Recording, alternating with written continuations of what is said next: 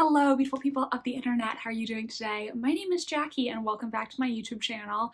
In today's video, I'm going to be talking about how I outlined my novels, sharing what works for me and my novel outlining tips.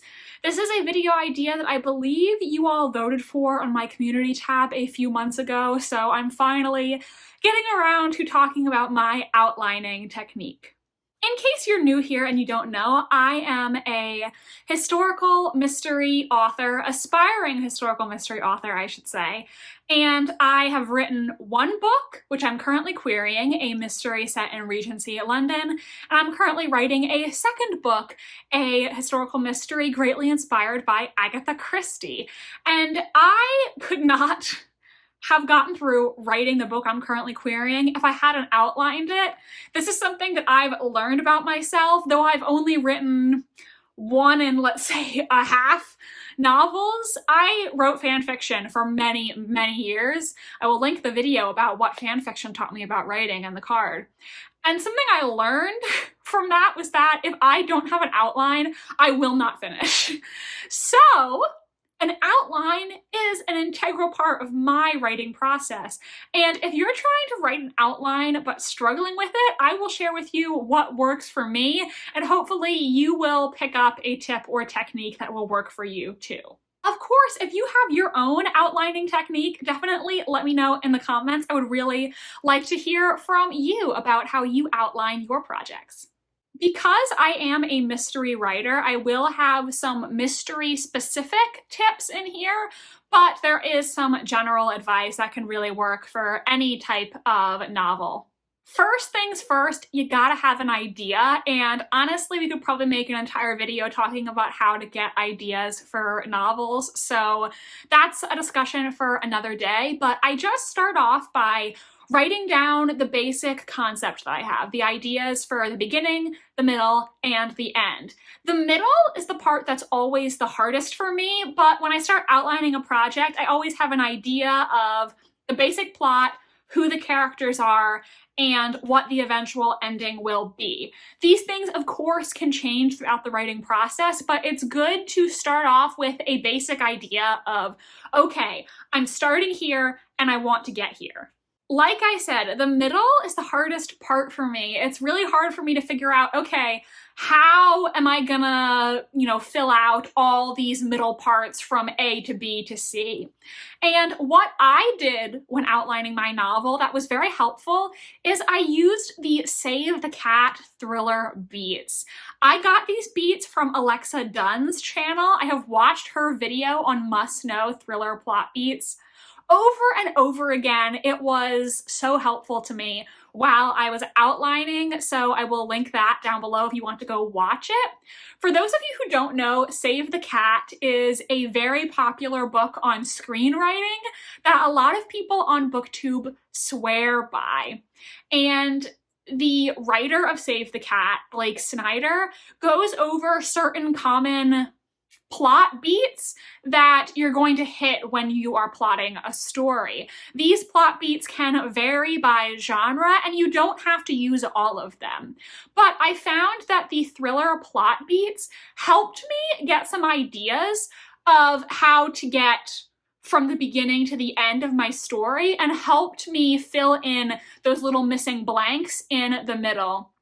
Obviously, I did not use every single one because one, you don't have to, and two, I'm writing mysteries, not thrillers, so they are slightly different even though they do hit a lot of the same points. It's also kind of funny because I found when I, first started watching these videos and writing down the different plot beats that in my mind, as I was planning my story, I kind of had already hit some of those plot beats without knowing that I was doing it, and I think that's just because when you read a lot of a genre, you start to internalize some of the tropes and reader expectations. So I was already kind of hitting some of those beats without even realizing I was doing it.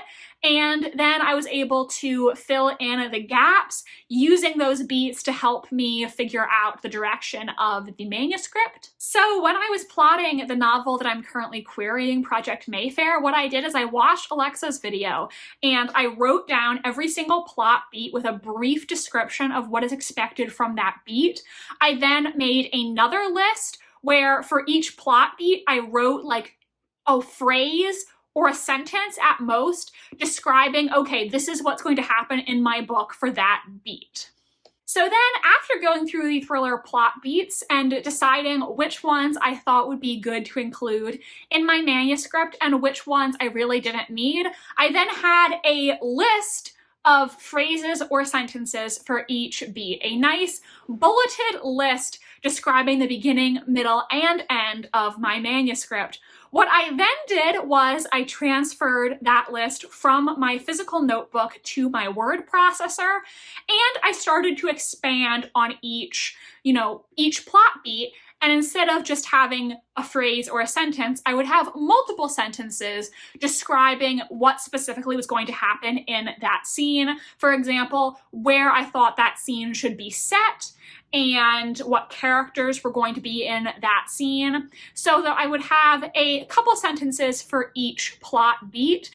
And then I also decided, based on the plot beat and what I wanted to accomplish with each beat, if I thought that was going to take an entire chapter, multiple chapters, or if I would, include multiple ones in one chapter. Another thing about the plot beats is they don't necessarily have to be in that exact order. You can swap them around a little bit. You don't have to be wedded to that story structure. It's just meant to guide your thought and help you figure out, how you can connect different plot elements and get your characters where they need to be. As I was going through my bolded list and expanding on each beat, I was also writing down what information I, as the author, needed to reveal in each scene.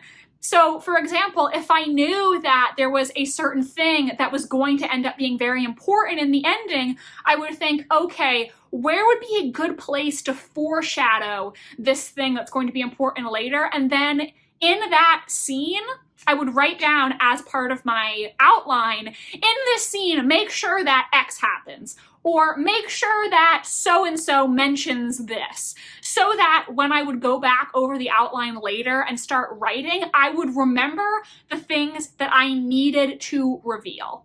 Since I write murder mysteries, when I was outlining each of my manuscripts, I made myself a little clue chart. Basically, I would, have an idea of who the killer was going to be and why. So what I would do is I would think, okay, what are some clues I could put throughout the story that would lead our main characters to this conclusion? And making myself a little chart of evidence that the killer could leave behind and what conclusions my main characters would be able to draw from that.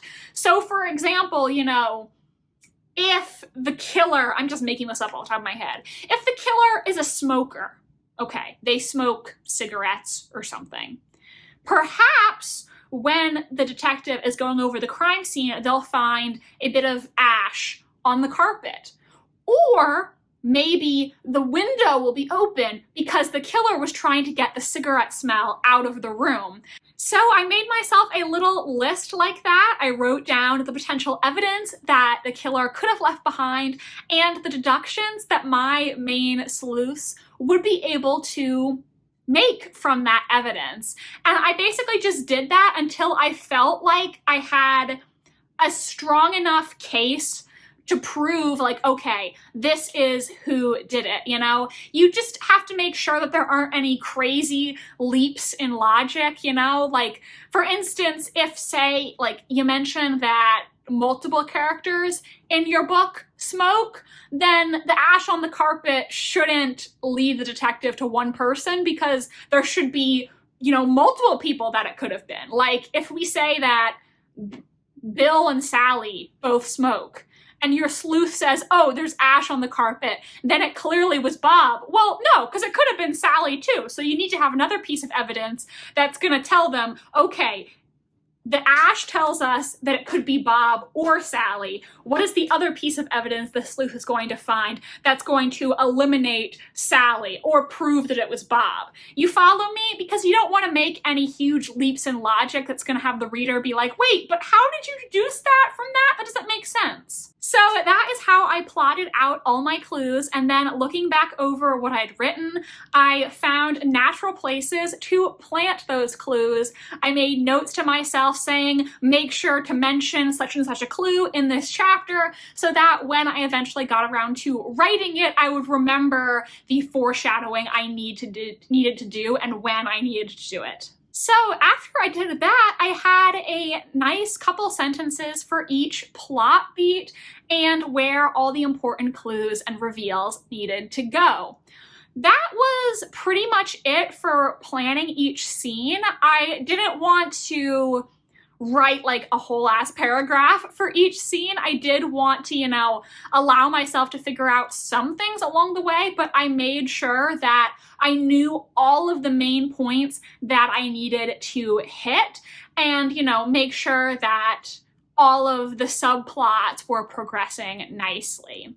What I then did was I went through, reread the outline, and I figured out what days of the week each scene would take place in. And this was basically so I wouldn't contradict myself with the timeline when I actually got around to writing the book. So basically what I mean by this is, let's say in chapter 5, your characters go out to dinner together on a Friday night. So that scene is going to take place the night of Friday.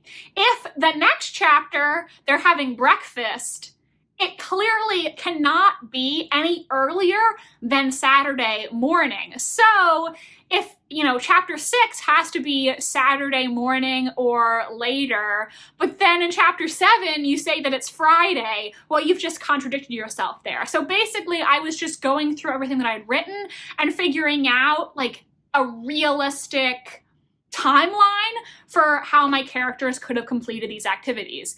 Also making sure, like, if your character does, 75 things in one day, that's just not realistic. Like, they can only reasonably accomplish so much per day. And so I was basically going through figuring out when realistically the events could happen so that I would not accidentally contradict myself about the timeline when I got around to writing. Hope that makes sense.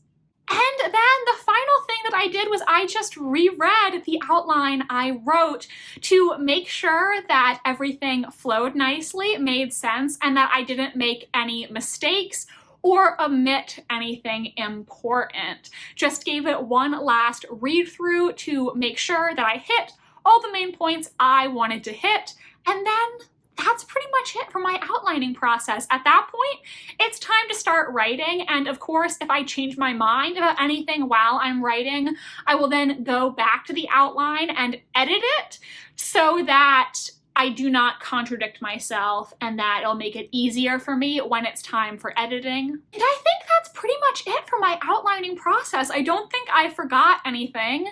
If you have your own outlining process, do let me know in the comment section. I would love to hear from you. I hope this video was helpful and you can, use some of these tips yourself when it comes time for you to outline your next book. I hope that you enjoyed this video. If you did, make sure to give it a big thumbs up and subscribe to my channel if you want to see more from me. I post new videos every Wednesday and Sunday. My social media links are down below if you want to follow me on Tumblr, Instagram, or be my friend on Goodreads.